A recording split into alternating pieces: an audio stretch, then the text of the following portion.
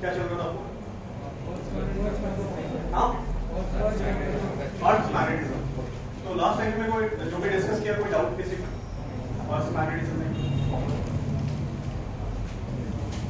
Magnetic declination या angle of declination क्या बोलते हैं? What is magnetic declination?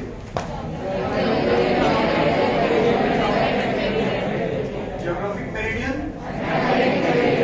के बीच में एंगल। और व्हाट इज ज्योग्राफिक मेरिडियन? मैंने क्या बताया? Geographic meridian and magnetic meridian is two vertical planes. जैसे यहीं पे जहां मैं खड़ा हूं वहीं पे ज्योग्राफिक मेरिडियन भी हो सकती है और मैग्नेटिक मेरिडियन भी हो सकती है, सिर्फ डायरेक्शन अलग अलग होता है। लाइक क्योंकि मैं जहां पे खड़ा हूं मुझे पता है कि एक तरफ ज्योग्राफिक नॉर्थ होगा, दूसरी तरफ मैग्नेटिक नॉर्थ, पीछे उसके geographic south and magnetic south, different positions में। तो तुम ऐसे समझ लो कि magnetic geographic meridian is the plane, vertical plane, मतलब मेरे यहां से एक वर्टिकल प्लेन पास करे जो किधर से पास करे? Geographic north, geographic south and axis of rotation उसके बीच में हो। तो एक वर्टिकल प्लेन इमेजिन करूंगा, that will be the geographic meridian. और मैग्नेटिक मेरिडियन को आइडेंटिफाई करने का बहुत सिंपल तरीका है कि जस्ट सस्पेंड अ बार मैग्नेट फ्रीली, तो that bar magnet will align itself in the direction of net magnetic field at this place. इस कमरे में जिधर भी मैग्नेटिक फील्ड की डायरेक्शन होगी, सब जो मैग्नेटिक फील्ड इधर है, तो ये बार मैग्नेट अल्टीमेटली उसी तरफ इस तरफ अलाइन हो जाएगा। इसका मैग्नेट का नॉर्थ, मैग्नेट का साउथ, तो मैग्नेटिक फील्ड लाइंस ऐसे होगी तो उसी डायरेक्शन में ये ऐसे अलाइन हो जाएगा because of the magnetic torque M cross B. उसके बाद मैंने ये चीज पता है जिस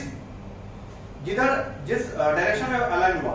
अब just imagine a vertical plane like this vertical plane will be what? Magnetic. तो एक तरफ ज्योग्राफिक मेरिडियन का प्लेन हुआ, एक तरफ मैग्नेटिक मेरिडियन, तो दोनों के बीच का जो एंगल होता है दैट इज मैग्नेटिक डिक्लिनेशन और एंगल ऑफ डिक्लिनेशन। क्लियर? ये हो गया था। फिर दूसरा हमने देखा था क्या? डिप एंगल, या फिर क्या बोलते हैं? क्या बोलते हैं? एंगल ऑफ इंक्लिनेशन या मैग्नेटिक इंक्लिनेशन। देखो अलग अलग है, याद कैसे रखना? बहुत कंफ्यूजन होता है, जैसे मुझे भी हो जाता है कि एंगल ऑफ डिप या डिक्लिनेशन एक ही होता है, क्योंकि डी से स्टार्ट हो रहा है ना, थोड़ा कंफ्यूजिंग हो जाता है। तो ऐसे याद रखो डिप और इंक्लिनेशन। डिप का मतलब क्या होता है? इतना झुका। इंक्लिनेशन का भी मतलब वही होता है। समझ में आ रही बात?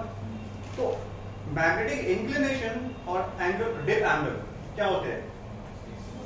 मैग्नेटिक इंक्लिनेशन और एंगल ऑफ डिप क्या होते हैं? सेम होते हैं। ठीक है? क्या होता है वो कैसे पता करोगे कि इस जगह पे what is the angle of dip? तो मैंने क्या बताया था? एक बार मैग्नेट को लो, इस बार मैग्नेट को फ्रीली सस्पेंड करो। मतलब क्या है कि यहां से एक थ्रेड बांध दो एकदम पतली सी और इसको हैंग करो, तो ये अल्टीमेटली ये कुछ रुकेगा मैग्नेटिक फील्ड के डायरेक्शन में एंड ये कुछ झुकेगा। क्यों? क्योंकि magnetic field lines earth surface पे किस जगह पे, अर्थ के किस प्लेस पे magnetic field lines perfectly horizontal to the surface होती है? मैग्नेटिक इक्वेटर पे। याद आ रहा है? Magnetic equator, magnetic field lines parallel to the surface जाती है। Other than that place magnetic field lines are always either inclined to the upward inclined upward to the surface or downward। तो जब downward होती है तो उसको क्या बोलते हैं? Angle of dip. अपवर्ड को भी एंगल ऑफ डिप बोलते हैं, बट ज्यादा नॉमिनेट जो उसका नॉमेनक्लेचर है उस बेसिस पे डिसाइड किया गया। ठीक है? Angle of dip. अच्छा, मैग्नेटिक पोल और south, magnetic south and magnetic north पे एंगल ऑफ डिप कितना होता है? 90 बताया था ना, क्योंकि मैग्नेटिक नीडल क्या होती है? वर्टिकल हो जाती है, प्लेन के अंदर घुस जाती है वो सीधा। तो एंगल ऑफ डिप 90 हो जाता है और मैग्नेटिक इक्वेटर पे 0 डिग्री होता है। ये सब बातें हम लोगों ने किया। फिर मैंने एक और चीज बताई तुम्हें। मैंने बोला देखो, जब भी हम कंपास यूज करते हैं तो कंपास से हम क्या पता करते हैं? What is the use of compass? Magnetic north. Yes, magnetic north. Compass की नीडल, कंपास हमेशा कैसा रखते हैं? हॉरिजॉन्टल रखते हैं, परफेक्टली ऐसे। अब यहां से जो ये नीडल है कंपास का, मेरा हाथ कंपास है, ऐसे मैं रख दूंगा तो ये ऐसे हॉरिजॉन्टल प्लेन में ऐसे रोटेट करता हुआ अल्टीमेटली इसी डायरेक्शन में जाएगा। समझो इधर। तो मुझे पता चलेगा इसकी डायरेक्शन, इस कंपास की नीडल का नॉर्थ जिस डायरेक्शन में है, that direction will point magnetic north, not the north. When I say north, it means कि I am talking about which north? Geographic north। समझ में आ रही बात? तो बोलते हो एक शिप है या एक प्लेन है, ईस्ट डायरेक्शन जा रही है, तो इसका मतलब ईस्ट डायरेक्शन मतलब कौन सा? ज्योग्राफिक वाला ईस्ट। ठीक है? ये वाला नीडल क्या बताती है? Magnetic north and this is magnetic south. तो कंपास का नीडल हॉरिजॉन्टल प्लेन में घूमता है, तो ये मुझे हेल्प कर देता है क्या? Magnetic north magnetic south identify करने में, जिससे कि मैं मैग्नेटिक मेरिडियन पता कर सकता हूं। What about dip angle? तो मैंने बताया डिप एंगल को मेजर, जैसे यहां पे कितना डिप एंगल है, क्या करेंगे? Dip circle. Yes, dip circle is the instrument that is used to calculate या टू फाइंड डिप एंगल। कैसा होता है बता दें, इसका डायग्राम भी दिखाया था मैंने। यस, वर्टिकल, सब लोग वॉच की तरह होता है, समझ में आ रही है? दीवार पे जो लगी होती है उसके ऐसा होता है, वो ऐसे जैसे ये ऐसे मैंने रखा तो कंपास बस समझ में ऐसे हो गया। अब ये नीडल ऐसे घूमेगी, this is free to rotate in the vertical plane. बस मुझे क्या काम करना है? सबसे पहले देख, अगर मैं तुझसे पूछूं, जस्ट सोच, एक एक्सपेरिमेंट करते हैं, मैं तुझसे पूछूं डिप एंगल बताओ, मैं तुम्हें डिप सर्कल दे दूं और कंपास भी दे दूं, मैं तुम्हें डिप एंगल दे दूं, कंपास भी दे दूं, मैं तुम्हें बताऊं, अब तो मुझे बताओ यहाँ पे डिप एंगल कितना है, कैसे बताओ? पहले मैग्नेटिक मेरिडियन से अलाइन करेंगे कंपास। कैसे? कंपास की हेल्प से करेंगे। यस, फिर उसके बाद डिप सर्कल यूज करके। बिल्कुल सही है। अच्छा, सिर्फ डिप सर्कल दे दूं, क्या तुम मेरे को बता दोगे डिप एंगल? अरे किधर रखना है तुम्हें पता ही नहीं चलेगा किधर रखना है, क्योंकि डिप एंगल, डिप सर्कल किस प्लेन में होना चाहिए? यस, डिप सर्कल का प्लेन किस प्लेन में होना चाहिए? Magnetic meridian. और वो मुझे कैसे पता चलेगा? पहले मैग्नेटिक मेरिडियन तो सर्च कर लूं मैं, तो मैं पहले कंपास यूज करूंगा, कंपास की नीडल ऐसे रुक गई, मुझे पता चल जाएगा this is the magnetic meridian. अब मैं जो डिप सर्कल लूंगा मैं उसको ऐसे रखूंगा इसी प्लेन में। अब ये नीडल ऐसे घूमेगा और समझो ऐसे होकर के ऐसे हो जाता है, जो क्या होता है, जैसे नॉर्दर्न हेमिस्फीयर में है तो पता है डिप एंगल नीचे होता है पॉजिटिव, और ये पॉजिटिव लेते हैं, याद रखना। ऐसे बोल दिया उसने क्वेश्चन में कि if dip angle is plus 10 degree, dip angle is plus 10 degree. सुनो, मैं क्वेश्चन तुमसे पूछ रहा हूं, if dip angle is plus 10 degree, then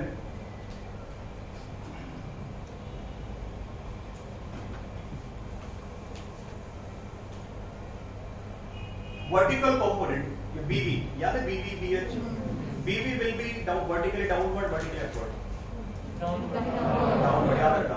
वो उल्टा नहीं लेना है कि सब प्लस मतलब ऊपर होता है।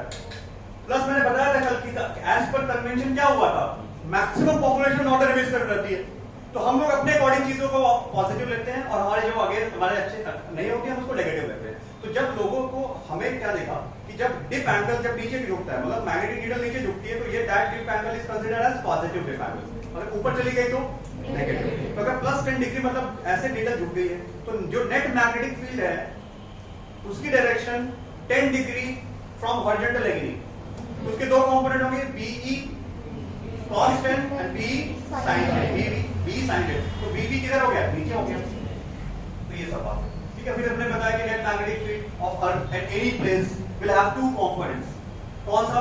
BB and BH। तो उसके लिए डिप एंगल को किस सिंबल से रिप्रेजेंट करते हैं? डेल्टा। यस, जैसे मैंने बोला delta is a dip angle at this place and net magnetic field मैंने दे दिया समझो 20 टेस्ला, तो BH कितना हो जाएगा? 20 cos delta and BB 20 sin delta. समझ में आ रही बात? तो यहां से ये दो चीजें कर सकते हो, ठीक है। अच्छा, चलो इस पे क्वेश्चन कर लेते हैं, कल मैंने जहां पे समझाया था वहां पे रिवाइज करा दिया, अब इस पे क्वेश्चन करते हैं। देखो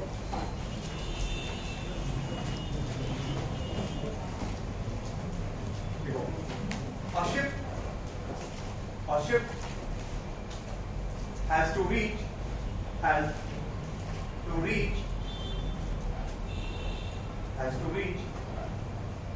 at some place at 20 degree in direction 20 degree south of west, 20 degree south of west, 20 degree south of west, full stop. If angle of declination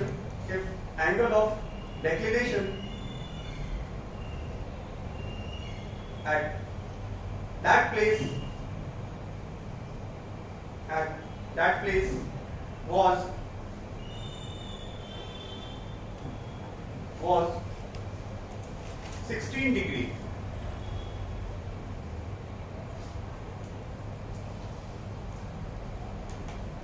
Was 16 degree. ठीक है? Find in which direction the ship has to be stirred. Stirred मतलब किधर ले जाना चाहिए? Has to be stirred to reach at desired place. ठीक है? समझ लो तुम सी के बीच में बिल्कुल हो, कुछ दिख नहीं रहा तुम्हें। तुम उस शिप के कैप्टन हो, ठीक है?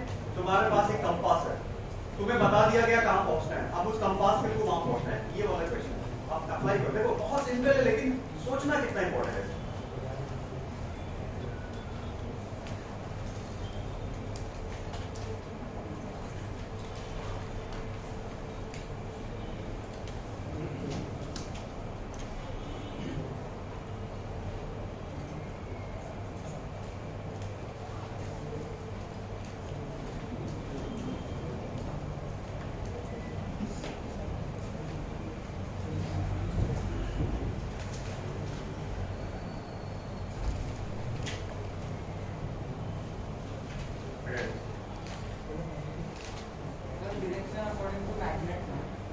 ये सब बता चुका हूं मैं। सोचो क्या होता है प्रैक्टिकल, ये रियल लाइफ में जब डायरेक्शन की बात करते हैं तो क्या होता है, कंपास क्या बताता है, तो क्या होता है, कैसे करते हो?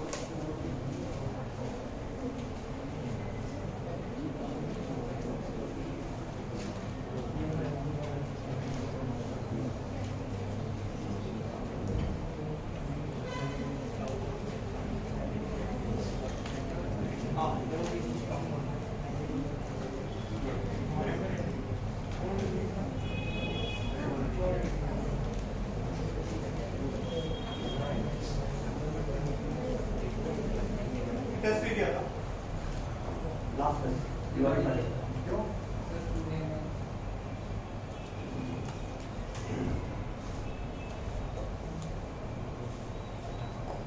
आ जाओ, चलो देखो।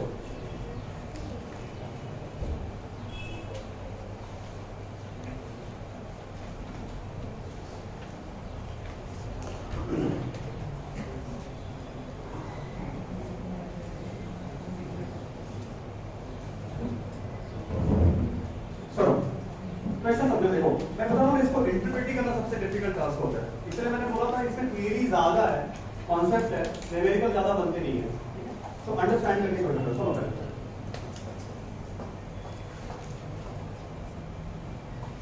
क्या बोला मैंने कि मैं ओशन में, समझो मैं ये अभी खड़ा हूँ ओशन में, ठीक है? जस्ट इमेजिन अब मुझे जाना है, मुझे बताया गया फोन से कि भाई तुझे आना है किधर, 20 डिग्री साउथ ऑफ वेस्ट। इसका मतलब क्या है, पहले जहां मैं खड़ा हूं उधर ईस्ट वेस्ट नॉर्थ साउथ, तो जब मैं 20 डिग्री साउथ ऑफ वेस्ट बोल रहा हूं तो कौन सा साउथ कौन सा वेस्ट यार? ज्योग्राफी क्या, क्योंकि आम आदमी तो वही जानता है, ठीक है? तो हमें क्या करना होगा, यहाँ पे पहले देखते हैं, ये समझो ये मैंने ड्रॉ कर लिया, this is north west south east, ये सब कौन से वाले हैं? अब यहां मैं खड़ा हूं, मुझे पहुंचना है इधर, कितने डिग्री? 20 डिग्री, सही है ना? तो पहले मुझे तो ये तो पता होना चाहिए कि कौन सा 20 किधर है, क्योंकि इधर कहां जाना है, कौन सा 20, क्योंकि नॉर्थ साउथ पता ही नहीं मेरे को पहले, सही है ना? तो मेरे पास मैं कंपास निकालूंगा ऐसे। और एक और बात दिया, डिक्लिनेशन, एंगल ऑफ डिक्लिनेशन कितना दिया हुआ है? Angle of declination is 16 degree. इधर ही हो, इधर ही लेना, ठीक है? अब समझो मैं कंपास निकाला, मैंने कंपास रख दिया, तो कंपास मुझे नॉर्थ साउथ दिखाएगा, तो कंपास से समझो मेरे को नॉर्थ साउथ दिखा दिया, तो मुझे बस इतना बताओ जो नॉर्थ साउथ दिखाएगा। और मैग्नेटिक डिक्लिनेशन होता क्या है? Geographic meridian and magnetic meridian, and magnetic meridian geographic meridian तो यही होगा, अरे यार नॉर्थ साउथ जा रहा है ना, ज्योग्राफिक नॉर्थ ज्योग्राफिक साउथ, तो मैग्नेटिक मेरिडियन तो ये होगा, सॉरी ज्योग्राफिक मैग्नेटिक मेरिडियन इधर कितना 16 डिग्री, नहीं समझा, क्योंकि angle of declination is the angle between magnetic meridian and geographic meridian, इसका मतलब 16 डिग्री मतलब इस तरफ हो जाएगा कुछ, ये इधर से नॉर्थ तो इस तरफ ऐसे, ये किसका नॉर्थ आएगा, मैग्नेटिक वाला, कितने एंगल पे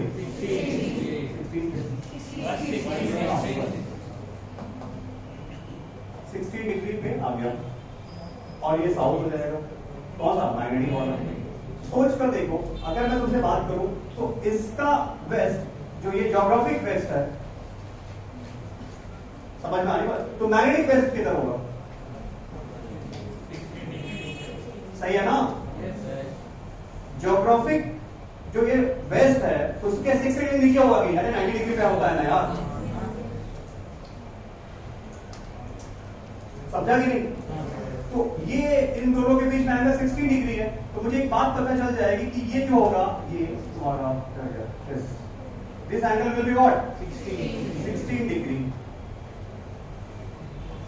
तो मुझे ये पता, मेरा कंपास ये दिखा रहा है, समझ में आ रही, मेरा कंपास है, तो मुझे पता चल गया दिस इज मैग्नेटिक नॉर्थ, तो मैं पेन और पेपर लेके कैलकुलेट करूंगा, समझ में आ रही, कैपिटल लेके पेन और पेपर पे कैलकुलेट करेगा, तो उसको अल्टीमेटली पता चल जाएगा ओके जो नॉर्थ है उसके 90 डिग्री पे एक लाइन खींचेगा, वो 90 डिग्री पे जो लाइन होगी वो कौन सी लाइन होगी, अरे इजी है ना, जैसे उसको पता चला इधर मेरा कंपास रुका है तो दिस इज मैग्नेटिक नॉर्थ, तो वो कैलकुलेट किया हुआ है, तो उसके 90 डिग्री पे लाइन खींचेगा, दिस इज मैग्नेटिक वेस्ट। लेकिन अब अपने शिप को इधर नहीं ले जाएगा, वो क्या करेगा, उसको पहुंचना यहां था ना, तो क्या बोलेगा, अच्छा ये मैग्नेटिक वेस्ट है, इससे ये एंगल कितना हुआ, तो क्या बोलेगा, इधर से 4 डिग्री चलो, मैं नहीं समझा, वो कमांड क्या देगा, बोलेगा ये वो देखो, इसलिए बोला कि वो टेक्निक ये यहां नहीं समझ पाएगा क्या, कभी नहीं समझ सकता, तो पता ही नहीं चलेगा क्या, कंपास दे भी दोगे तो कहीं और पहुंचेगा, कंपास के थ्रू अगर जाएगा तो कहां पहुंचेगा बताओ, पता ही नहीं चलेगा उसको, समझ में आ रही बात, समझ में आ रही बात, अगर तुम कंपास के थ्रू जाओगे तो उसको लगेगा अच्छा ये नॉर्थ ये साउथ और 20 degree west south of west, sorry 20 degree south of west, तो इसके इधर 20 डिग्री चला जाएगा, यहां पहुंच जाएगा, क्योंकि पहुंचना कहां था, यहां पे, तुम्हें समझ में आया, कंपास निकाला एक तरफ नॉर्थ मैग्नेटिक नॉर्थ, तो ये कैलकुलेशन चलेगा पहले कि मैग्नेटिक नॉर्थ इधर है तो मैग्नेटिक वेस्ट इधर है, तो मैग्नेटिक वेस्ट इधर है तो उसके 4 डिग्री पे जाना है साउथ की तरफ, 4 डिग्री नीचे जाएगा, तो the ship has to be turn at 4 degree south of west, कौन सा मैग्नेटिक नॉर्थ, ठीक है।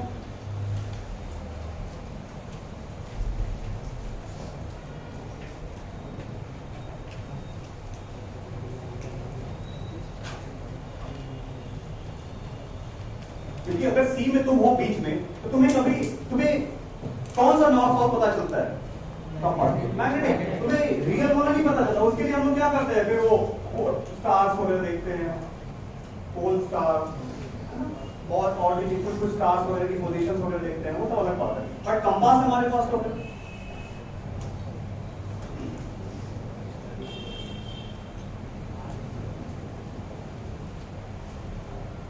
नहीं समझ में आएगा पूछ लेना, इसलिए बोलते कल जो समझाया तो उसको रिवाइज करके आना।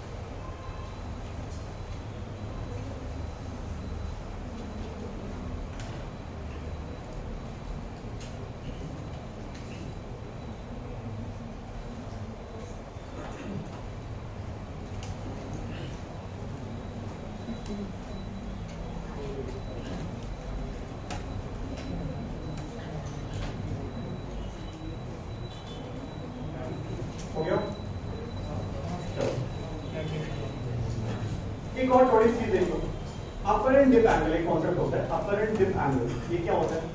जैसे डिप सर्कल है, ठीक है, समझो यहाँ पे डिप सर्कल किस प्लेन में रखते हैं? वर्टिकल ठीक है, मैग्नेटिक मेरिडियन तो लिखा है कि इसको लिख लो, dip circle is always placed, dip circle dip circle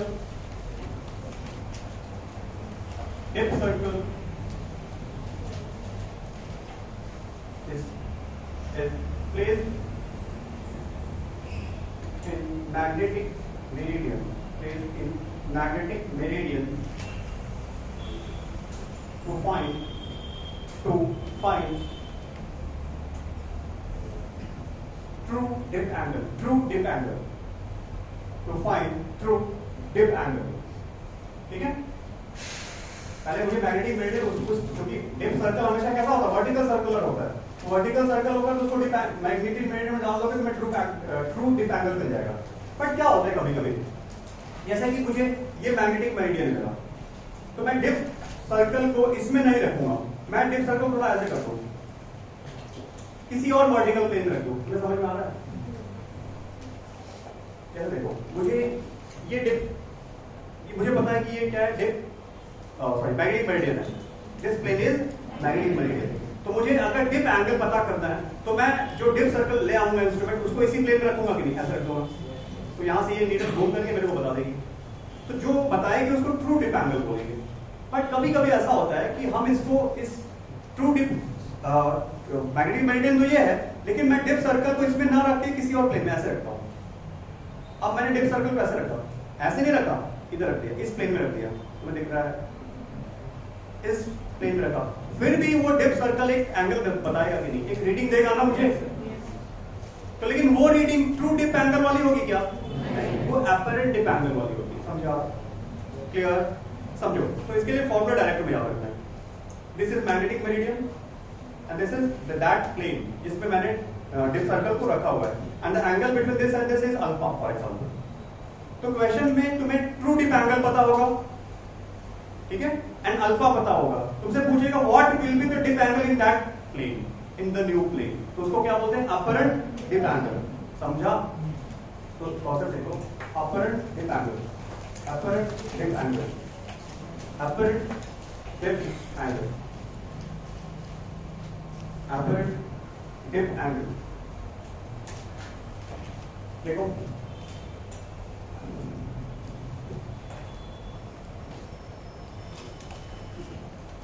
if dip circle, if dip circle, if dip circle, if dip circle is placed in another vertical plane, in another vertical plane,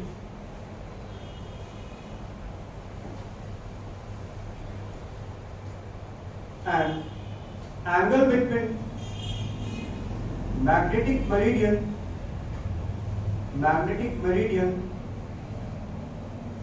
and that plane is alpha. That plane is alpha. Okay.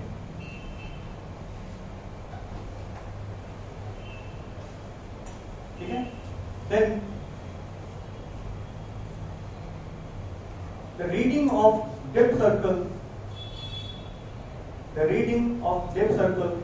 in new plane is called, then reading of dip circle in new plane is called apparent dip angle. Apparent dip angle. Apparent dip angle. ठीक है? Problem क्या होता है इसको याद रख लेना। जैसे मुझे ये बात पता है कि ये मैग्नेटिक मेरिडियन है पर ठीक है, एंड दूसरा मैंने एक प्लेन लिया,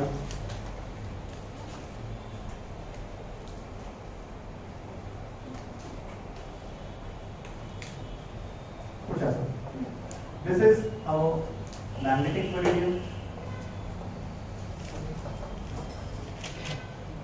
magnetic meridian, and this is our new plane, new vertical plane, जिसके बीच में जिस प्लेन में मैंने क्या लगाया, डिप सर्कल को रखा, एंड इन दोनों प्लेन के बीच में जो एंगल लगाया है अल्फा, ठीक है।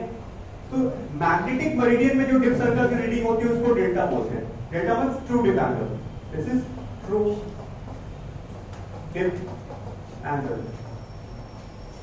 एंड जब मैंने इसको डिप सर्कल को इस प्लेन में रखा तो डिप सर्कल एक डिफरेंट रीडिंग दी जिसको क्या बोलते हैं, डेल्टा ए। तो apparent dip angle, apparent dip angle, and alpha क्या है, angle between the two plane. तो डायरेक्टली निकलता है tan delta A is equal to tan delta divide by cos alpha.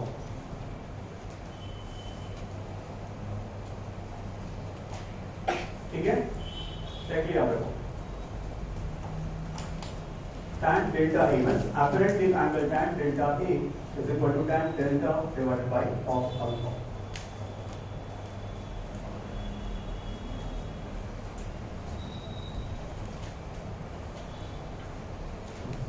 हाँ यस,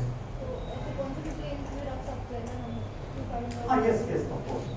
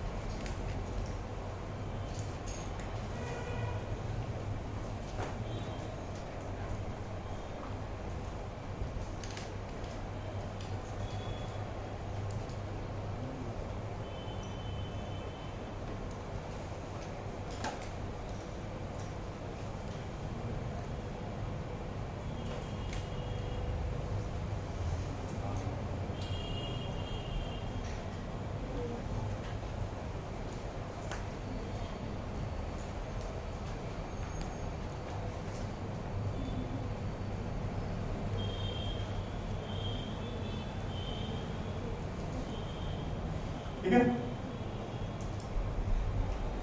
कैसे करो इसके क्वेश्चन करो। देखो इस फॉर्मूला याद रहेगा, फिर तुम्हें एप्लीकेशन अब करना है। पहले मैं क्वेश्चन समझा दूं, क्योंकि लैंग्वेज में फ्रेम करना बहुत मुश्किल है मेरे लिए। क्वेश्चन समझो ऐसा है, जहां मैं खड़ा हूं यहाँ पे, ठीक, यहाँ पे एक मैग्नेटिक मेरिडियन होगा, let's say this is the magnetic meridian. उस प्लेन में मैंने डिप सर्कल को रखा तो मुझे ट्रू डिप एंगल मिल जाएगा। तो किसी एक जगह पे इतना बात अगर तुम बहुत बता सको कि at any place there is only one true dip angle but there are infinite, ये बात सही है ना? ठीक है, तो एक ट्रू डिप एंगल मिल गया। फिर मैंने क्या किया, मेरे को मजा हो आया, बाकी मैंने कहा चलो थोड़ा खेल के देखते हैं। तो इस प्लेन से थोड़ा ऐसे एक दूसरा एक प्लेन लिया मैंने।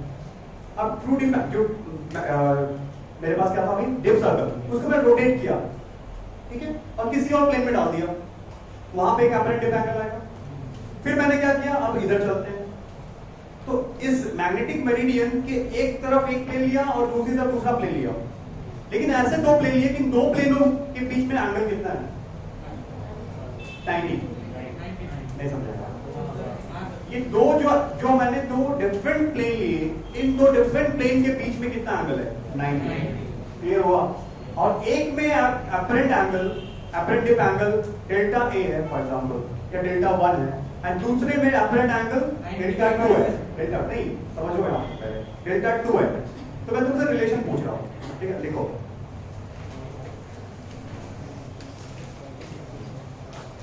देखो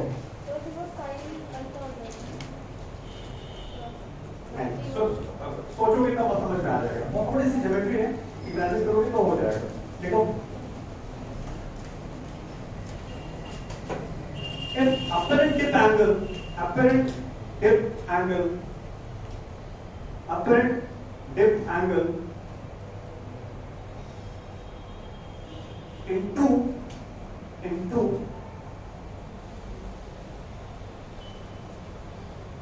two planes mutually at 90 degree, mutually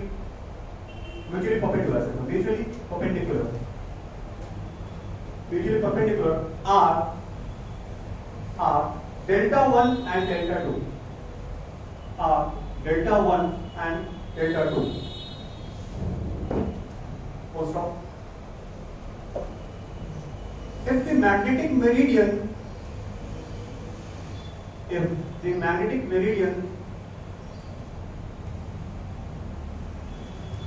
is somewhere in between these two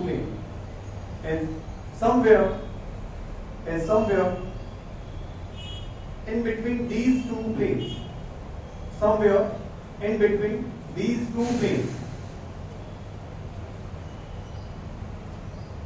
First off, if true dip angle at that place, if true dip angle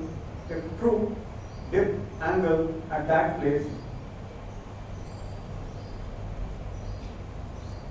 is delta, then find relation between delta 1, delta 2 and delta 1, delta 2 and delta. Try it out.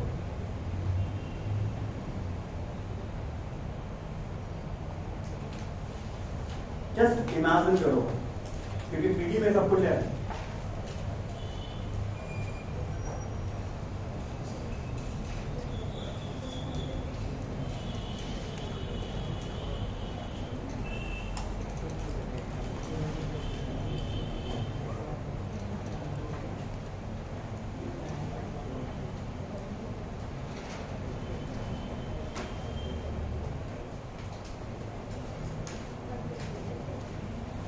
सोचो, power of imagination. कोई formula नहीं. Yes, बताओ. Delta 1 equals 90 degree minus delta 2.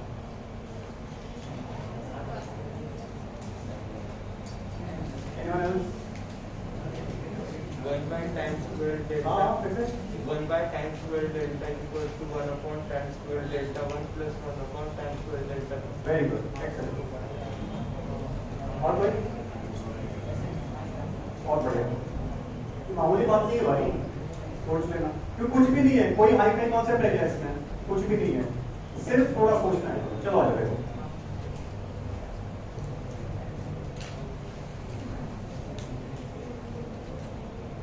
आ जाओ, देखो.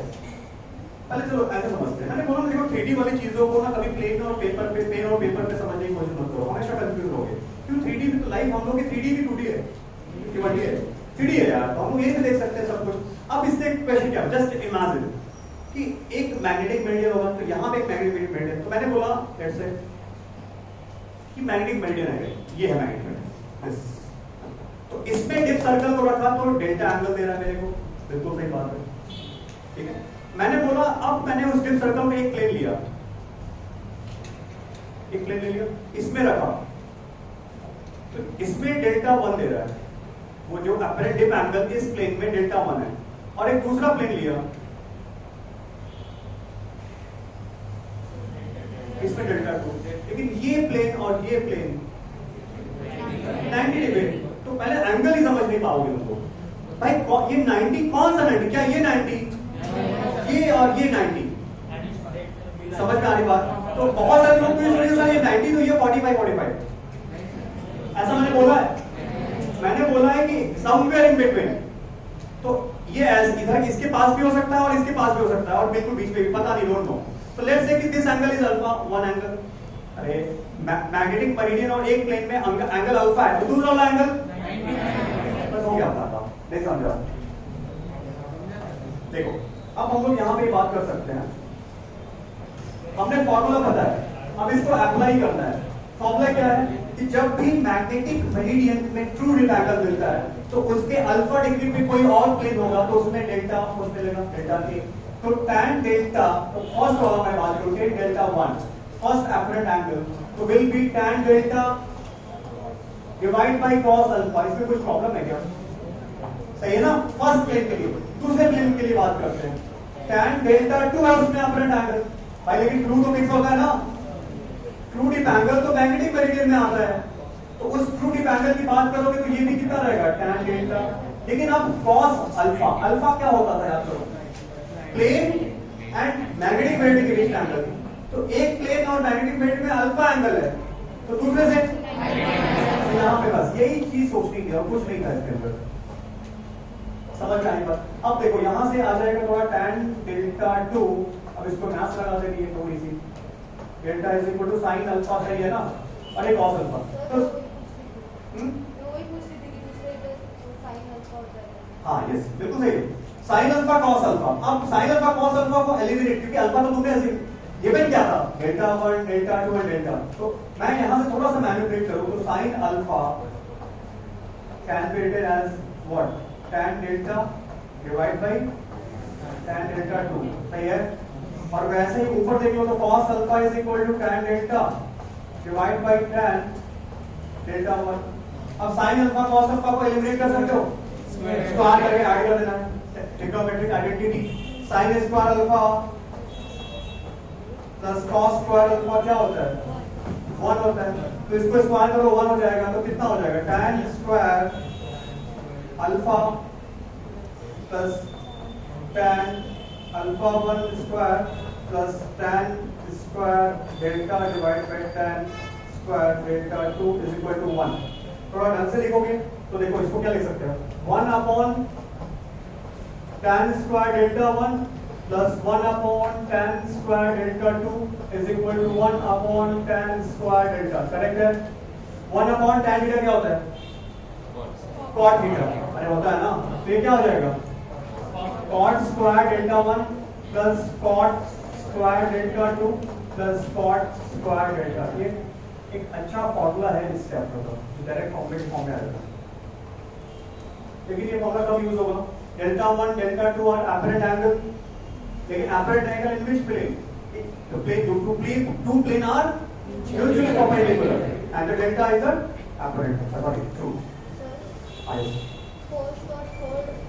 इसको divide किया तो tan alpha, alpha तो पता है, अल्फा हमने अज्यूम किया है, तो हमें जो गिवन डेटा है हमारा आंसर उसी गिवन डेटा के फॉर्म में आना चाहिए, समझ गए। हमने जो भी सपोज किया, जो भी अज्यूम किया, फाइनली वो एलिमिनेट होना चाहिए, ठीक है।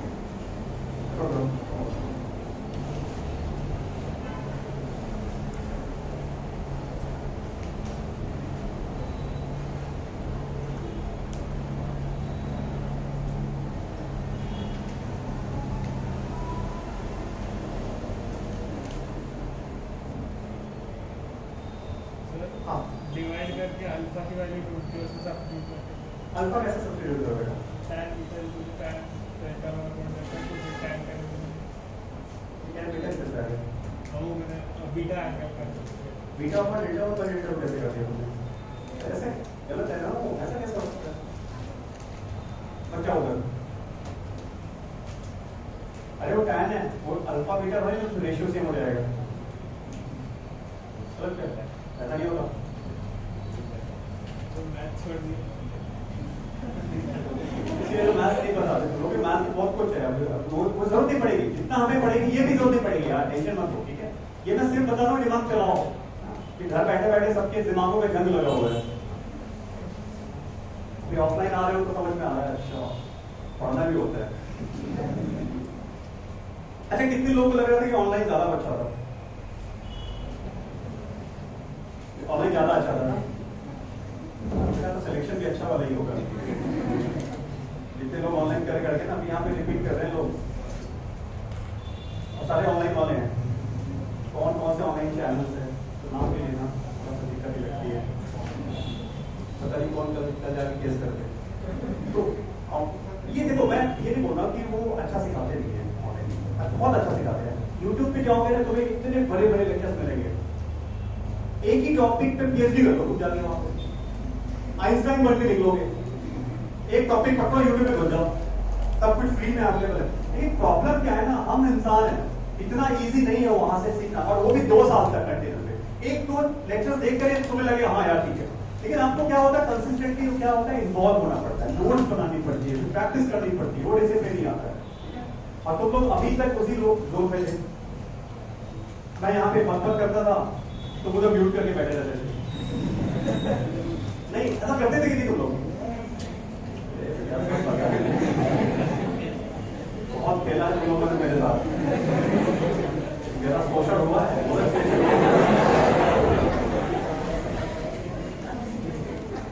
तुमको पता भी नहीं है कैसी कैसी फीलिंग आती थी मेरे अंदर। कॉस्टिक टॉर्च जानते हो ना, ऐसा लगता था मेरे कॉस्टिक टॉर्च को कर रहा है। ठीक है, हर शेर का दिन आता है तो हमारा दिन है, हमारे सामने बैठे हो तो ओके। चलो तो ये देखो हो गया हमारा कि अर्थ मैग्नेटिज्म की जो बातें करनी है हमें करते हैं। अब हम नेक्स्ट कौन सा magnetic properties of black hole, हम कुछ सेक्शन में एंटर कर रहे हैं मैग्नेटिक प्रॉपर्टीज ऑफ। ये अगेन एक इंपॉर्टेंट टॉपिक है जो काफी यूजफुल है हमारे लिए। अब यहाँ स्टार्ट करते हैं। तो देखो मैं पहले तुम्हें बेसिक प्रैक्टिकल एस्पेक्ट दिखाता हूँ जो पहले हम लोगों ने ऑलरेडी किया हुआ है। ठीक है, कहाँ किया हुआ सुनो।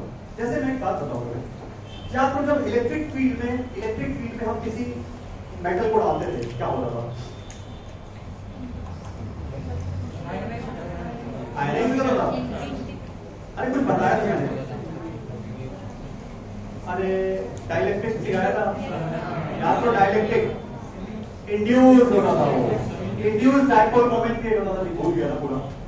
अरे डाइपोल डाइलेक्ट्रिक सिखाया था मैंने। डाइलेक्ट्रिक क्या होते थे? इंसुलेटर्स होते थे। तो इंसुलेटर कोई भी एटम कोई भी मटेरियल को तुम किसी एक्सटर्नल इलेक्ट्रिक फील्ड में डालते हो तो मैंने क्या बताया था? जस्ट इमेजिन कि every atom is a dipole. बता रहे हैं उस टाइम में हर एक एटम कैसा होगा? डाइपोल, क्योंकि उसमें एक पॉजिटिव नेगेटिव सेंटर होते हैं। प्रोटॉन न्यूक्लियस में उसके चारों तरफ इलेक्ट्रॉन रिवॉल्व कर रहा है, तो हर एक एटम में पॉजिटिव नेगेटिव चार्ज है कि नहीं है? है ना, इसलिए तो एटम न्यूट्रल रहता है। तो पॉजिटिव नेगेटिव चार्ज जहां पे आ गया, और मुझे पता है जितना पॉजिटिव उतना ही नेगेटिव होता है कि नहीं एटम में। और जब दो एक पॉजिटिव और एक उतना ही नेगेटिव चार्ज आसपास रखे होते हैं तो उसको क्या बोलते हैं? डाइपोल। समझा? तो डाइलेक्ट्रिक में दो टाइप के थे, पोलर पोलर। अभी तो बाकी लोगों को कैसा लग रहा है? सही लग रहा है? पोलर डाइलेक्ट्रिक सुना है? Polar dielectric and non polar dielectric क्या था? डायपोल है, मतलब बिल्कुल वही जो मैं एटम को just say forget about the material, just focus on single atom. तो एटम में पॉजिटिव सेंटर नेगेटिव सेंटर, तो कुछ इस तरह की इलेक्ट्रॉनिक कॉन्फ़िगरेशन या अरेंजमेंट होती है कि उनका पॉजिटिव नेगेटिव सेंटर एक ही पे रहता है, ओवरलैप कर जाता है ऐसे। डायपोल मोमेंट जीरो हो गया कि नहीं? तो डायपोल मोमेंट क्या होता है? Charge into length, dipole length. तो जब एक ही पे सुपर इंपोज हो गया, कोइंसाइड हो गया, positive centre and negative charge centre will coincide, then the dipole moment will be zero. तो एक जो हर एक एटम डायपोल की तरह बिहेव नहीं कर पा रहा, तो ऐसे डाइलेक्ट्रिक को क्या बोलते हैं? Non polar dielectric. For example oxygen, ठीक है ना, जो भी है तो मॉलिक्यूल ही पकड़ लो यार, उससे कोई प्रॉब्लम नहीं है। तो जो भी एटम या मॉलिक्यूल की बात करते हैं तो उसमें जब positive negative charge centre coincide करते हैं तो वो चार्ज हर एक मॉलिक्यूल या atom will not behave as a dipole. But on the other hand से NaCl H2O डाइपोल है। क्यों? क्योंकि उस मॉलिक्यूल का पॉजिटिव चार्ज सेंटर कहीं है और नेगेटिव चार्ज सेंटर कहीं और है। तो वो पर्टिकुलर जो एक एक एटम या एक एक मॉलिक्यूल है वो कैसा बिहेव करता है? डाइपोल की तरह काम करता है। और जब हमें ये भी पता है कि when we place an electric dipole in a uniform electric field, so that electric field will apply a torque. याद करो, अरे यार डाइपोल मोमेंट के ऊपर टॉर्क लगता था ना इलेक्ट्रिक फील्ड में, tau is equal to electric field की बात करो P क्रॉस E। यस, अरे बिल्कुल बस चेहरे बदल जाते थे यार, N क्रॉस P की तरफ P क्रॉस E हो जाता था। और ये जो P क्रॉस E टॉर्क लगता था, ये टॉर्क क्या कोशिश करता था? डाइपोल के अलाइन करता था इधर इन the direction of electric field, घुमा के छोड़ देता था। तो बस ये कहानी देखो, ये समझे थे अगर, इसलिए मैंने रिवाइज किया। Now you can understand better this, because same सिर्फ क्या है, M की जगह पे P था और B की जगह पे E था, और सब कुछ सेम है, ठीक है। एनालॉग। नाउ अभी अगर हम बात करें कि चलो ठीक है डाइपोल ने उसको अलाइन कर दिया, अब मैं उस डाइलेक्ट्रिक को एक एक्सटर्नल इलेक्ट्रिक फील्ड में प्लेस करने जा रहा हूं, और कैसा है वो, चलो मान लेते हैं उसको पोलर डाइलेक्ट्रिक है। तो पोलर डाइलेक्ट्रिक का हर एक मॉलिक्यूल एक डाइपोल है कि नहीं? छोटा छोटा टाइनी डाइपोल, ठीक है, ऐसे समझिए डाइपोल है। इतना बड़ा आइटम नहीं, बट हम देख पा रहे हैं, सुपर नेचुरल पावर मिल गई अपने को, हम इस डायपोल को देख पा रहे हैं। तो ऐसे हो गया। अब मैंने एक्सटर्नल फील्ड में डाला, समझो एक्सटर्नल फील्ड इस तरफ से इस तरफ जा रही है। जैसे मैं डालूंगा कुछ ऐसे अलाइन हो गए, कुछ ऐसे हो गए, टेढ़े मेढ़े सब पड़े रहते हैं इधर उधर, सही है ना। जैसे मैं इलेक्ट्रिक फील्ड में डालूंगा, that electric field will try to align this dipole in this direction. तो सारे घूम करके अलाइन होने स्टार्ट हो जाएंगे। अरे यही तो होता है भाई। तो इसी को क्या बोलते हैं, पोलराइजेशन। याद आ रहा है पोलराइजेशन? तो समझ में आ गया। उससे क्या होता था, जो मटेरियल, जैसे अगर मेरे पास ये एक पोलर डाइलेक्ट्रिक है, तो पोलर डाइलेक्ट्रिक में नेट डायपोल मोमेंट जीरो होता था। क्यों? क्योंकि थर्मल एजिटेशन, याद कुछ आ रहा है, एक डायपोल, देखना पोलर में हर एक मॉलिक्यूल डायपोल है, लेकिन एक ऐसे है तो उसी के बाजू में दूसरा उल्टा है, एक इधर है तो दूसरा ऐसे है, मतलब रैंडम ओरिएंटेशन होता था हर एक मॉलिक्यूल का। तो इसीलिए इंडिविजुअल एटम के पास तो डायपोल मोमेंट था, बट बल्क जीरो था, सब एक दूसरे को मार डालते हैं। लेकिन जब मैं एक्सटर्नल फील्ड डालता हूं तो ये सब अलाइन होना स्टार्ट हो जाते हैं।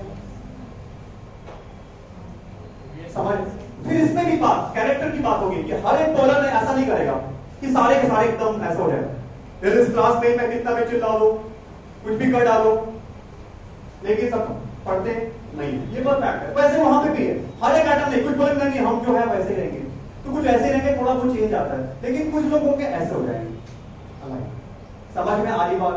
कुछ होंगे उल्टा हो जाएंगे, चिढ़ जाएंगे। कि नहीं मैं ऐसे यही बता रहा हूँ, ये तीन ही टाइप के मटेरियल होते हैं, मैं बता रहा हूँ आगे। कुछ होंगे, देख कुछ होंगे ऐसे हो जाएंगे, तो बहुत बड़ा चेंज लाते हैं वो लोग। तो बाद में उसी का नाम दूंगा मैं। इस टाइप के जो होते हैं वो कौन होते हैं? फेरोमैग्नेटिक मटेरियल्स होते हैं। समझा? फेरोमैग्नेटिक मटेरियल्स, जो ऐसे मटेरियल्स जो अलाइन हो जाते हैं, फेरोमैग्नेटिक मटेरियल्स होते हैं। लेकिन वही कुछ होंगे जो ऐसे हो जाएंगे, बोले अच्छा मेरे को चेंज करेगा, तेरे को चेंज कर दूंगा मैं, नहीं समझा? तो ऐसे के कैसे हो जाते हैं, तो इनको बोलते हैं डायमैग्नेटिक। नहीं समझा? और मैक्सिमम लोग किस रेंज में आते हैं? यस, ऐसे भी बहुत रेयर लोग होते हैं और ऐसे भी नहीं समझा। एवरेज ज्यादा लोग होते हैं ना, तो एवरेज वाले ऐसे होते हैं, मतलब थोड़ा सा कहेंगे सर ठीक है आप बोल रहे हो, चलो सुन लेते हैं। तो थोड़े अलाइन होंगे लेकिन थोड़ा थोड़ा होंगे, ज्यादा नहीं, ईगो प्रॉब्लम आ जाती है, पूरा कैसे हो जाए, और इतने पेशेंट भी नहीं होते कि अगेंस्ट हो जाए, तो वो थोड़ा सा एक डेकोरम मेंटेन करते हैं। तो थोड़ा तो वो वाले लोग कौन से होते हैं? पैरामैग्नेटिक। तो समझा? डाया, फेरो, पैरा, इन्हीं बेसिस पे डिफाइन किया गया। तो फिलहाल मैंने स्टार्ट किया, लेकिन मैंने तुम्हें जस्ट कनेक्ट किया। चलो फिर से वहां पे डाइलेक्ट्रिक था हमारा, तो डाइलेक्ट्रिक में हम लोगों ने ऐसा करके देख लिया, ठीक है, डायपोल का। अब कहानी स्टार्ट होती है मैग्नेटिज्म की। तो एक साइंटिस्ट थे, सुना होगा, बहुत फेमस, मतलब वन ऑफ दी, कहते हैं ना फर्स्ट लेडी साइंटिस्ट, जिनको लोगों को मिला था, मतलब क्यूरी ना एंड फैराडे, दो साइंटिस्ट थे। तो इन लोगों ने कैटेगराइज किया था। इन लोगों ने क्या किया कि उन्होंने एक बात बोली कि every material in this universe, every material has some sort of magnetic character. समझा? जैसे तुमने जो इलेक्ट्रोस्टैटिक पढ़ते टाइम पे तुमने बोला कि हर एक एटम टाइनी डाइपोल होता है ना, तुमने यही तो बोला कि हर एक, तो वैसे उन्होंने बोला हर एक मटेरियल के पास कुछ ना कुछ मैग्नेटिक प्रॉपर्टीज होती ही होती है। किसी के पास कम होगी, किसी के पास ज्यादा होगी, पर मैग्नेटिक प्रॉपर्टीज होती है। क्लियर? अब सुनो कैसे होती है समझो। मैं इसका मतलब मैडम क्यूरी क्या बोलना चाह रही थी? मैडम क्यूरी ये बोलना चाह रही थी कि तुमने अभी तक बोला था कि एटम इलेक्ट्रिक डायपोल है। मैडम क्यूरी बोले नहीं, इलेक्ट्रिक डायपोल तो होगा, लेकिन वो साथ में एक मैग्नेटिक डायपोल भी है। बड़ी बात होगी नहीं कि वही एटम इलेक्ट्रिक डायपोल भी है और वही एटम मैग्नेटिक डायपोल भी है। अब क्वेश्चन ये है कैसे, क्योंकि ये बात नहीं समझती है। कैसे मैं बोल रहा हूं कि एटम मैग्नेटिक डायपोल की तरह काम करेगा, उसको बोलो, कैन एनीवन एक्सप्लेन मी? मैं बोल रहा हूं एक एटम के अंदर मुझे मैग्नेटिक डायपोल दिख रहा है यार, इलेक्ट्रिक फील्ड होगी उसकी, तो उसके साथ मैग्नेटिक फील्ड भी आएगा। ऐसा नहीं, ये तो मैंने नहीं सिखाया कि इलेक्ट्रिक फील्ड होगा मैग्नेटिक डायपोल ना हो। कोई और इलेक्ट्रॉन नहीं ना होगा, तो इलेक्ट्रॉन घूम रही है तो मैग्नेटिक बिल्कुल सही, बिल्कुल सही है। क्या current carrying loop, current carrying loop behave as part dipole. Bar magnet behave as magnet dipole. तो इसलिए मैं क्या बोलता हूं, हर एक लूप एक मैग्नेट डाइपोल होता है कि नहीं होता है, नहीं याद आ रहा है। और सिर्फ लूप क्या, और लूप क्या करंट करने की लूप जरूरी है क्या? सिर्फ मैं इलेक्ट्रॉन को घुमा दूं तो करंट आएगा नहीं आएगा? इलेक्ट्रॉन ऐसे गोल गोल घूम रहा है, तो ये इलेक्ट्रॉन ऐसे घूम रहा है तो करंट ऐसे जा रही है। You can imagine, yeah, effectively that electron is not an electron. From the current point of view, that electron is a current. क्योंकि flow of charges करें, समझ में आई? तो ये करंट ऐसे घूम रहा है, करंट, तो करंट ऐसे खुला तो ये एक लूप बना दिया ना इस करंट ने। और करंट कैरिंग लूप क्या होता है? पता इसका डायपोल किधर होगा? करंट ऐसे आ रहा है, ऊपर नीचे, डायपोल की डायरेक्शन बता, राइट हैंड कर्व, ऊपर ऐसे, तो डायपोल। तो मतलब अब मैं इस लूप को हटा दूं, यहां पे डायपोल रख दूं, डाउट है क्या कुछ? तो ये जस्टिफाई हो गया कि नहीं थ्योरी की? मतलब now from this day you can consider every atom has both the character. That atom will behave as electric dipole as well as, समझ में आ रही बात? When you are looking only for the charges of that, positive charge center, negative charge center of that atom, so that atom will behave as electric dipole. But when you see current, तो क्या हो जाएगा वो? और इतना जरूर, बहुत technical, कुछ उसमें स्पिन वगैरह भी आता है। अभी मॉडल इलेक्ट्रिक जो इलेक्ट्रॉनिक कॉन्फिगरेशन थ्योरी को क्या बोलते हैं उसको, क्या स्पिन, स्ट्रक्चर ऑफ एटम को पता है इलेक्ट्रॉनिक कॉन्फिगरेशन, ठीक है, वो सब मत जानो, उधर कभी घुसने की जरूरत नहीं है। जो हम समझने की कोशिश कर रहे हैं बहुत फंडामेंटल बातें कर रहे हैं, क्लियर हुआ कि नहीं हुआ? समझ में आ रही बात? अब तुम बोलोगे सर आपने बताया था कि जैसे पोलर नॉन पोलर हो गया, वैसे यहाँ पे भी होता है। यस, यहाँ पे कैसे देख, सोच, जैसे डायमैग्नेटिक मटेरियल होगा, अगर डायमैग्नेटिक में क्या होता है, डायमैग्नेटिक नॉन पोलर की तरह होता है। Diamagnetic material is equal to non polar dielectric में। कैसे समझ कि एक जो डाइलेक्ट्रिक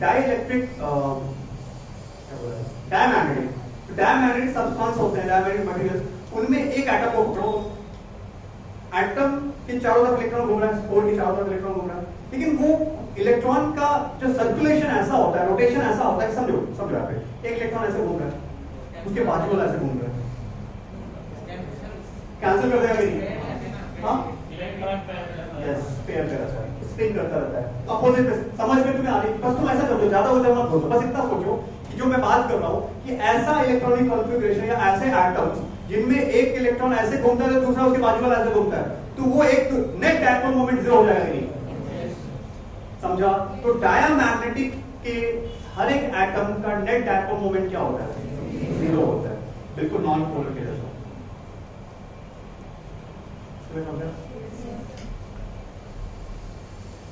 अब पैरा एंड फेरो की बात करते हैं। पैरा में क्या होता है? इनके पास नेट, हर एक एटम का डायपोल मोमेंट होता है, कैंसिल नहीं होता, मतलब every atom will behave as a tiny bar magnet of para and ferro. समझ में आने बात क्लियर है? तो यहां तक मैं समझा। अब सुनो, अब अभी तो मैंने जस्ट कहानी बताई कि आगे वाले सेक्शन में हम क्या डिस्कस करने जा रहे हैं। अब सुनो, जैसे अब तुम एक बात समझ गए कि सर अगर मुझे बात आ गया समझ में कि हर एक एटम क्या होता है? Bar magnet. हर एक एटम बार मैग्नेट है, ऐसा समझ लो। कोई जैसे एक मटेरियल है, मैंने ये मार्कर किस चीज का बना हुआ है, तो इसके अंदर जितने एटम है, हर एक एटम एक डायपोल है, तो ये समझो डायपोल है, ऐसे ऐसे पड़े हुए। अब मैंने इसको उठाया और एक एक्सटर्नल मैग्नेट में डाल दिया, और हमने अभी जस्ट पढ़ के खत्म किया है कि एक्सटर्नल मैग्नेटिक फील्ड में अगर कोई डायपोल डालोगे तो उसके ऊपर एक टॉर्क लगेगा, m cross b, m cross b, तो वो m क्रॉस b इसको अलाइन कराएगा कि नहीं? समझा? तो जो रैंडमली इधर उधर बैक बिखरे हुए थे, वो जब एक्सटर्नल फील्ड में डालेंगे तो सब क्या हो जाएंगे? अब समझो, जैसे ही अलाइन हो गए। सोच, जैसे मैं दो ही का केस लेता हूं, और एक ये एटम है और एक ये एटम है, ठीक है? ये ऐसे था, ये ऐसे था, ऐसे था, कुछ ऐसे रहते, तो ओवरऑल जीरो था। लेकिन जैसे मैंने एक्सटर्नल फील्ड में डाला, ये ऐसे हो गया, पूरे ऐसे नहीं हुए लेकिन ऐसे हो गए, समझ में अलाइन हो गए पूरे। सोच कर देख, अभी तक इसका नॉर्थ साउथ इसके नॉर्थ साउथ को कैंसिल कर रहा था, मतलब एक बार मैग्नेट दूसरे बार मैग्नेट को कैंसिल कर रहा था, तो ओवरऑल वो मटेरियल मैग्नेटिक प्रॉपर्टी शो नहीं कर रहा था। लेकिन जैसे मैं एक्सटर्नल फील्ड में डाला, तो अब देख, अब ये मटेरियल, ये जो ऑब्जेक्ट है वो खुद एक मैग्नेट बन गया कि नहीं? क्योंकि इसका एक तरफ देख, सारे नॉर्थ एक तरफ आ गए कि नहीं, और सारे साउथ एक तरफ चले गए कि नहीं, तो वो भी बार मैग्नेट होता क्या है, एक तरफ साउथ को लेकर नॉर्थ को, यही तो तभी तो बार मैग्नेट बनता है। अरे तो ये बार मैग्नेट बन गया। अब तुमने एक्सपीरियंस भी किया होगा, कभी मैग्नेट से किसी आयरन ब्लॉक, आयरन को जैसे आयरन को का यहाँ मैग्नेट डालो, फिर ये भी मैग्नेट बन जाता था, याद करो, ये है कि नहीं? क्यों बनता था भाई? क्योंकि आयरन है, फेरोमैग्नेटिक है वो। जैसे ही मैग्नेट चिपकाया तुमने, मतलब इसकी एक्सटर्नल फील्ड में डाल दिया, ये मैग्नेट जो परमानेंट मैग्नेट है उसको इसे चिपकाया, तो ये वाला इनके एटम को अलाइन कर दिया उसके, तो ये भी मैग्नेट बन गया। समझ में आई बात तुम्हें? अब सुनो, यहां से आप देखो, ये मैंने कहानी सुनाई। अब साइंटिस्ट लोग क्या करते हैं, आगे नाम दे देते हैं ना, यही तो करते हैं ना, और वही सबसे डिफिकल्ट जाता है, हेडेक वही है। अब यहाँ पे सबसे ज्यादा कंफ्यूजन क्रिएट होता है। अभी तक तो मैंने जो अर्थ मैग्नेटिज्म बताया ना, देख लेना, एक महीने बाद मैक्सिमम लोग गायब हो गए। मैं पूछूंगा एडी पैनल क्या है, पता नहीं पाओगे। मैं पूछूंगा पैरिस डिक्लेरेशन क्या, पता नहीं पाओगे। कहानी याद रहेगी लेकिन नाम भूल जाओगे। इसीलिए मैं बोलता हूँ उस कहानी में कहते हैं ना, फिल इन द ब्लैंक्स। तो कहानी याद है, बस कैरेक्टर्स के नाम डाल देने हैं। तो मैंने कहानी बताया कि क्या होता है, मैग्नेटिक फील्ड करता क्या है, मटेरियल के एटम कैसे होते हैं, क्या होता है, सारी बातें बताई मैंने। अब धीरे धीरे नाम डालना स्टार्ट करेंगे। चलो स्टार्ट करते हैं। जैसे कि मैंने बोला कि एक्सटर्नल फील्ड में इसको डाला तो इसके अंदर सारे डायपोल अलाइन हो गए कि नहीं? तो इसके अंदर एक इंड्यूस्ड डायपोल मोमेंट आ गया कि नहीं? पहले इसके पास कोई इंड्यूस्ड डायपोल मोमेंट, इसके हर एक एटम के पास डायपोल मोमेंट था, बट इसके पास कोई डायपोल मोमेंट नहीं, डायपोल मोमेंट जीरो था। अब इस मार्कर इसके अंदर एक डायपोल मोमेंट आ गया, कैपिटल M, समझा? That dipole moment of this marker is now capital M. तो यहां से टर्मिनोलॉजी निकाली गई, क्या? मैग्नेटाइजेशन। अब देखो कई नाम, मैग्नेटाइजेशन या इंटेंसिटी ऑफ मैग्नेटाइजेशन या मैग्नेटाइजेशन डेंसिटी या डेंसिटी ऑफ मैग्नेटाइजेशन, तो उसको I से रिप्रेजेंट करते हैं। तो पहली टर्मिनोलॉजी आई, तुम्हारे टर्म्स आइए, इसको I वेक्टर क्वांटिटी है, इसको क्या बोलते हैं? सिंपल मैग्नेटाइजेशन बोलो, मैग्नेटाइजेशन बोलो, या फिर इंटेंसिटी ऑफ मैग्नेटाइजेशन, या फिर एक और नाम डेंसिटी ऑफ मैग्नेटाइजेशन। क्या होता है ये आई? जैसे मैंने बोला एक बार मैग्नेट या कोई एक मटेरियल मैंने लिया हुआ है, इसका हर एक एटम, इसको एक्सटर्नल फील्ड में डाल दिया मैंने, this is V0, V0 is the external field, magnetic field uniform axis में डाल दिया। अब इसका हर एक एटम अलाइन हो गया, हर एक नहीं होता लेकिन मैक्सिमम अलाइन हो जाते हैं, ठीक है? सब ऐसे हो गया, कुछ एक आध दो नहीं भी होंगे, ठीक है? तो इसके भी अंदर एक साउथ नॉर्थ आ गया, ऐसा ही है ना? तो इसके इंड्यूस होने की वजह से भी क्या, इसके लिए डायपोल मोमेंट आ गया। तो लेट्स से कि net magnet dipole moment is m vector and volume of this block is v। समझा? तो जो इंटेंसिटी ऑफ मैग्नेटाइजेशन होती है, that I vector is equal to m vector by v। मतलब define कैसे किया? Intensity of magnetization is nothing but the induced magnetic dipole moment per unit volume. है कि नहीं है? अरे भाई what is m vector? कोई पूछे m vector क्या है? Dipole moment, लेकिन कौन सा वाला? Induced वाला। तो m vector is the induced dipole moment of this block, of this object, and v is the volume. तो intensity of magnetization will be what? Induced dipole moment per unit volume. इस material के unit volume density होती थी ना, mass per unit volume, तो वैसे ही intensity या डेंसिटी ऑफ मैग्नेटाइजेशन बोलो, इंटेंसिटी ऑफ मैग्नेटाइजेशन बोलो या मैग्नेटाइजेशन बोलो, induced dipole moment per unit volume. समझा? ये क्या होती है? क्वेश्चन पूछेगा, intensity of magnetization vector as scalar, direction of intensity of magnetization किस डायरेक्शन में dipole moment, south to north. अरे डायपोल मोमेंट की डायरेक्शन क्या होती है? साउथ टू नॉर्थ हो जाएगा। क्लियर हुआ? यूनिट तो बताइए।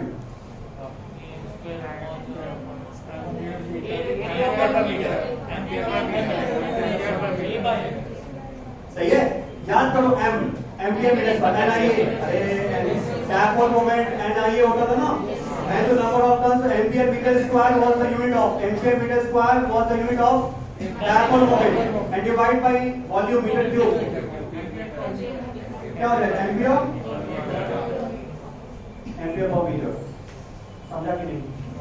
ठीक है, तो इसमें स्टार्ट तो मैग्नेटिक प्रॉपर्टीज ऑफ मैटर सब टर्मिनल वॉल्यूम देखो, चलो देखो हम देखो important terminal volume in magnetic properties of matter, heading होगा हमारा मैग्नेटिक प्रॉपर्टीज ऑफ मैटर, ये हमारा नेक्स्ट चैप्टर, बट मैं इसके साथ कंटिन्यू कर रहा हूँ मैग्नेटिक प्रॉपर्टीज ऑफ मैटर। ठीक है, टर्मिनोलॉजी सबसे पहले देखो intensity of magnetization, intensity of magnetization, intensity of magnetization bracket में लो I vector, intensity of magnetization I vector देखो,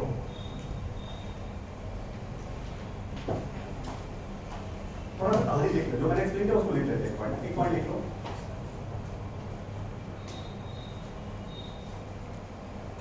When a material, when a magnetic material, ऐसे लिखो, when a magnetic material is placed, when a magnetic material bracket लिख लो iron block, ठीक है, exam रहेगा तुम्हें, कॉपर आयरन एल्यूमिनियम सब magnetic है, दुनिया में हर एक मटेरियल के अंदर मैग्नेटिक प्रॉपर्टी होती है उसके अंदर, एग्जांपल में आयरन दिया। When a magnetic material is placed in an external magnetic field, when a magnetic material is placed in an external magnetic field, then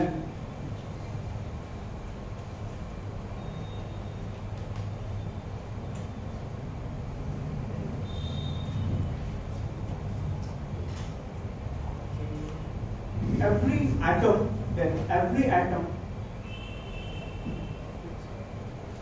that behave as a tiny bar magnet, every atom of the material that behave as a tiny bar magnet, try to align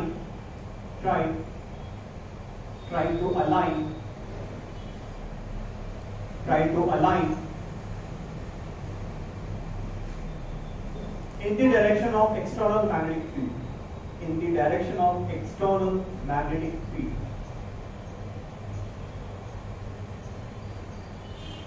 due to torque, सही है ना? External magnetic field हर किसी पे क्या लगाएगा? Torque लगाएगा, घुमा देगा, ठीक है? Full stop. नेक्स्ट पॉइंट, ये तो कहानी हो गई थोड़ी सी। Next point,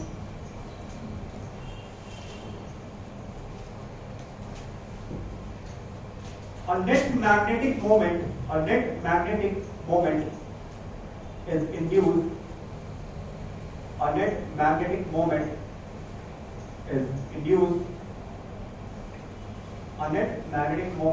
is induced in the material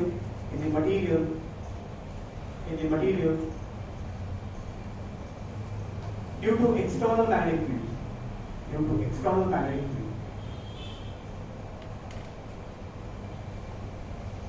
Next point. इसको एक तो ब्रैकेट में capital M, induced magnetic field capital M. Next point,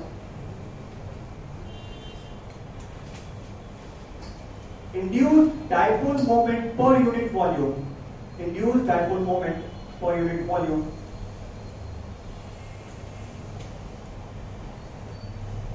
induced dipole moment per unit volume of the material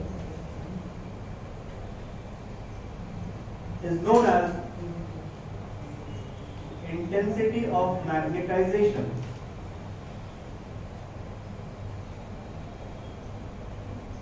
Intensity of magnetization. Intensity of magnetization. Clear हो? कोई doubt? ठीक है। And vector quantity होती है, मैंने बता दिया यहाँ पे। डायरेक्शन किधर होगा? South to north in the direction of applied field. ठीक है, थोड़ा सा अलग हो जाता है, वो आगे बात करेंगे। तो चलो ये पहली टर्मिनोलॉजी बता दी मैंने। अब हमें क्या करना है, नेक्स्ट लेक्चर में इसको फिनिश कर देंगे। अब सिर्फ हमें क्या बताना है, छोटे छोटे टर्म। तो मैंने आज जो कहानी बताई तुम्हें कि क्या होता है मैक्रोस्कोपिक एटॉमिक लेवल में क्या होता है, किस तरह से चीजें जनरेट होती है, मैग्नेटिक मोमेंट कैसे आता है, एक्सटर्नल फील्ड क्या काम करता है, उसके बेसिस पे हम हर किसी टर्म को हम एक्सप्लेन करेंगे। ठीक है, चलो आज इतना ही करते हैं, नेक्स्ट क्लास में चलेंगे। Thank you.